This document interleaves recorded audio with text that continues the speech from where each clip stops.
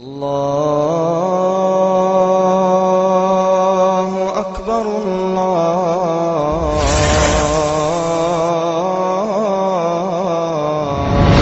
Akbar. This is a true story that happened with a caller to Islam from Egypt called Amru Khalid. He said, 3 days ago, I received an email from a young lady from Australia. And the email reads as follows, and I quote, I am a young Lebanese lady that has a Muslim father and a Christian mother.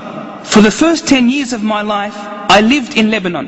Then we migrated to Australia, which brought an end to my relationship, to my connection with the Middle East. I am currently 22 years of age. And after migrating to Australia, my association with my religion also ended completely. The only thing I know is that I am a Muslimah. That's it. I don't know what the Quran looks like. I don't know how to pray. And the religion plays no significance in my life. My mother and father separated, each one remarrying another person. I entered university. My mother and father left Australia, leaving me behind alone with no family, no brothers and sisters. I know nothing about my ancestry in Lebanon. I lived alone and I had to work to spend on myself. I attended university in the morning and worked at a bar in the evening. I have a boyfriend and have not left out any haram except having done it without any shame. I am fully westernized. I know a little bit of Arabic. And because I am extremely beautiful, I joined the beauty competition in New Zealand and won in this competition. I am planning to join a bigger competition in New Zealand, and I am currently modeling for magazines. During this time, I used to visit a Lebanese family residing in Australia. And I saw a Ramadan episode on television talking about modesty. The episode had its web address displayed.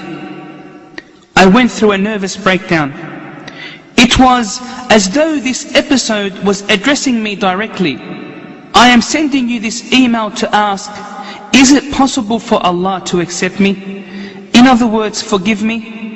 And this is where Sarah's email ends. Subhanallah.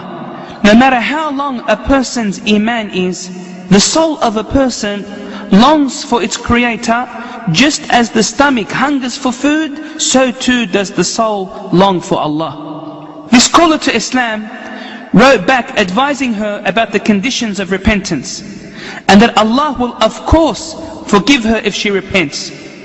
2 days later, she contacts Amru Khalid and she says, I have repented to Allah, and I have left my boyfriend and promised never to see him again. After another 2 days, she contacts him and she says, I want to learn how to pray.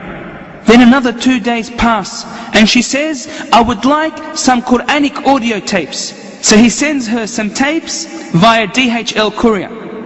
A week goes by and he doesn't hear from her until she contacts him and informs him that she has retracted her beauty title of that particular city. Then came the surprise. She contacted him saying, I have put on the hijab. However, the story does not end here. 2 days after putting on the hijab, she experiences sharp pain. So she goes to the doctor, who diagnoses her with brain cancer and that her days are limited. She enters the hospital to be operated on. The success rate of this operation, as informed by the doctors in Australia, is 20%. This is what the doctors said. As for Sarah, listen to what she had to say. She said, I am pleased to meet Allah. I am happy that I repented prior to finding out about my illness. I don't know whether my mother and father will know about my situation. If I live, I will support your website, for this website is my window to Islam. Inna lillahi wa inna ilayhi raji'un. To Allah we belong, and to Him is our return. May Allah have mercy on Sarah, who died at the age of 22. Has my soul been led astray, or still They buried her with the Muslims in New Zealand. Prior to her death, she sent a short letter to Amru Khalid saying, I lived far away from my Lord for 22 years, but I repented and turned back to Allah 3 weeks ago.